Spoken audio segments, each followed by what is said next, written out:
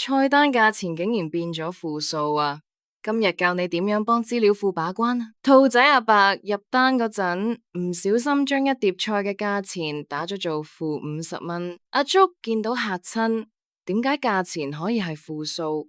系統做咩唔阻止佢㗎？貓頭鷹嘅博士話：因為你冇設定約束條件，資料庫唔識自己分對錯㗎。約束條件就好似資料庫嘅守門員，用嚟保證資料嘅品質同準確性。第一種係 not now，即係必填難位，例如客人個名絕對唔可以留空。第二種係 unique，確保資料唯一，好似客人嘅電話號碼唔可以重複。Primary key 結合咗必填同唯一，而 foreign key 就確保關聯資料係合法㗎。Default 係預設值，如果冇特別寫明，訂單狀態就會自動填入處理中。最後係 check 可以自訂規則，例如設定菜單價錢一定要大過0。阿竹即刻幫價錢欄位加咗個 check 約束，規定價錢大於0，再試下入庫50，系統即刻拒絕，